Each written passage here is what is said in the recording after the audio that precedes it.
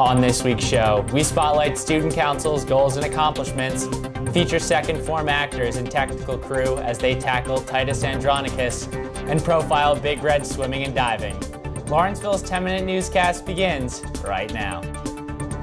From the studios inside the Lawrenceville School's historic Pop Hall, this is L10 with Aidan Duffy. Hello and welcome to this week's show. On Thursday at school meeting, 20 members of the Lawrenceville community shaved their heads to raise money for the St. Baldrick's Foundation. Raising over $30,000 to date, this is the third time Lawrenceville has teamed up with St. Baldrick's to fight pediatric cancer. Lawrenceville girls and boys fencing teams finished first and second respectively at the 2019 Prep Fencing Championships on February 13th. The girls earned a decisive victory led by fifth former Karina Lung's top individual win in Team Epee. Boys and girls varsity indoor track and boys and girls varsity squash are 2019 Mid-Atlantic Prep League champions. Sweeping the competitions last week, the teams battled for maple titles, finishing their seasons by adding to their championships. Lawrenceville's newspaper, The Lawrence, recently ran an article by fourth former Jeffrey Kai that sparked discussion about student council's role and accomplishments. News correspondent Pashmina Khan investigates the community's response and talks with student council and Kai. 2 weeks out from Jeffrey Kai's article in The Lawrence, I sat down with Stuco to get their feedback on it as well as a self-evaluation on their progress at this point in the term. Talking about the Lawrence article centered around Stuco's achievements this year, do you think that Lawrence article clearly portrayed what Stuco has done so far? There were some parts that were very accurate, and then there were some parts that could be improved on. I think each year it should really depend, like they should look at what student council has done and not really kind of piggyback off of what it was last year, the article. So like if student council was better this year than last year, or like any years, I think it should just be based off of that year. As student council, have there been any particular things that have been very difficult for you to achieve, and have you faced certain challenges? The visitation policy at the beginning of the year, we had no idea of it coming into the school year. I think our reaction was pretty great, and we were able to overcome the challenge, and it definitely did take a lot of work, but we were able to make some changes, and it turned out to be a really good kind of training run for the rest of the year.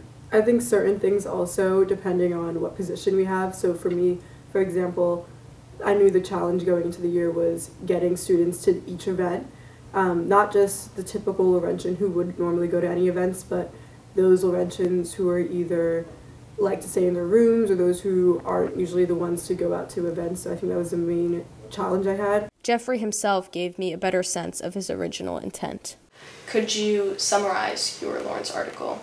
I think the main idea of my article was saying that Stuco did have a lot of good ideas running for their platforms, but I think an issue was a lack of communication and in terms of their progress and how much they achieved. I wrote in my article that a lot of them did achieve certain goals that they stated in their platforms, but I think the issue was they didn't communicate that to the entire school, and so I wanted to see more transparency in a sense from the student council with the student body.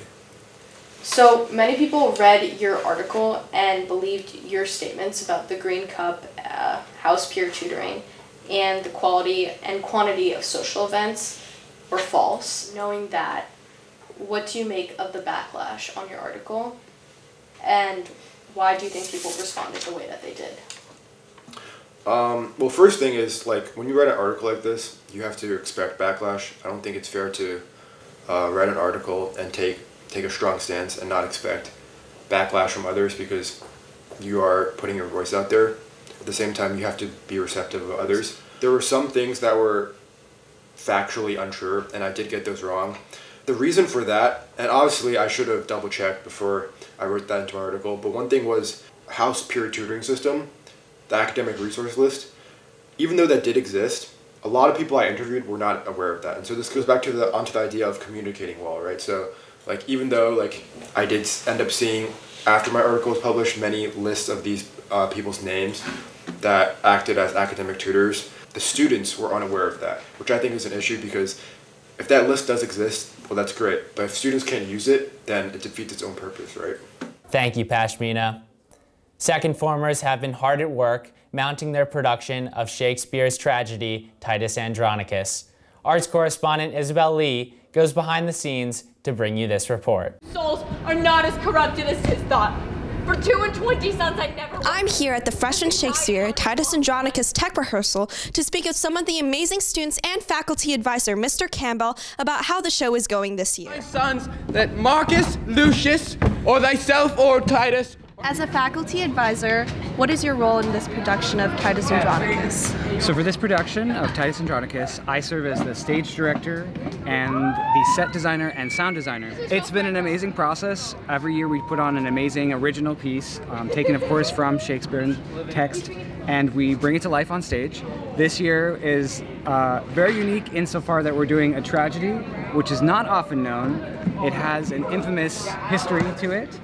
It is a revenge play, and its dark nature and morbid subject matter makes it really exciting to bring to the stage. What has been your role in the production? I play Aaron, who's the main villain of the show and causes a lot of the horrible things to happen. And what has the process been like so far? It's been amazing. I've met so many new people in my freshman class that I haven't gotten to meet, whether through sports or classes, and they've become some of my best friends, just spending so much time here at the theater. What was your favorite part about this production? Honestly, a lot of team bonding. Being on tech is very interesting. It's a new perspective on things, and you don't really have the same experience the actors have, but you're all still one big team. And is there something you really enjoyed about being a part of Freshman Shakespeare? Really just the entire process. This was my first production, so this is the first chance I've had to see what it's like and how a play gets put together. I've learned what it is like to be part of a cast and what it is like to go straight from being on the script to being completely off script in costumes, what it's like to be part of a dress rehearsal, tech week, all of that. Thank you, Isabel. As Big Red Swimming and Diving wraps up its winning season, L10 News brings you this inside look at the team's camaraderie and competitive spirit. Our dive team is particularly special because we have such a range of talent. We have absolute novices who've just gone on the diving board for the first time and are learning their first basic 6 dives. And we have kids who've been diving since they were in their preteens and are doing much more complex dives. It's a challenge as a coach to be able to individualize their skill training, but this team is special because they have a great camaraderie. I like the enthusiasm of this dive team. They really cheer each other on, they work together. It's not just one coach, every kid on the team is a coach for their teammates, and that makes for a much stronger team. This year, our biggest challenges are twisters, but the most impressive dive I've seen isn't a twister, it's been the 2.5 front somersault that Thomas Eglin has put into the water. He didn't even warm it up in the dive meet the other day, and he nailed it. So great applause at the Montgomery High School dive meet. Coach Kirk is so special because he really knows me so well.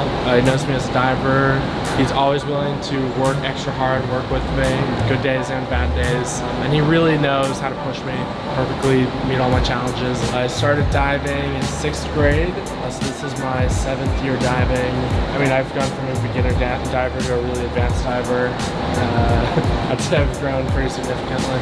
Everyone is super hard working, and it's always fun to come out and see everyone. As the captain this year, it's really been great to watch everyone grow, and everyone on our team just has such a great attitude. My most impressive dive, I'd say, is a front 2.5, but some people think that my most impressive dive is a reverse 1.5. My biggest flop was 2 weeks ago. I was trying an inward double, and I basically just got lost in the air and just came out flat on the water, and I just whipped against the water super hard, and I was just red, covered in bruises.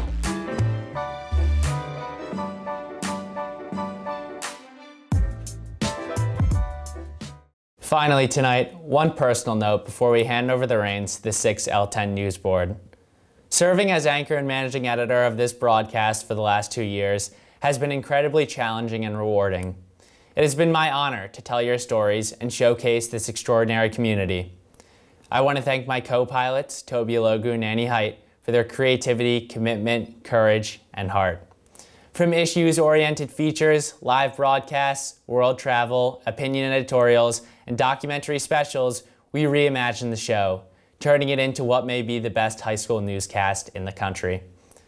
Thanks also to Madeline Reinhardt, our intrepid head of social media and outreach, and Koch Kasemsantitham, who never failed to capture the important moments. Thank you, Mr. Dom, our pop basement warrior and guru, for your calm guidance and creative inspiration. Thanks also to our secret weapon, Miss Gillard, news writing mentor extraordinaire, for your story leads and wisdom. That is our show for this week.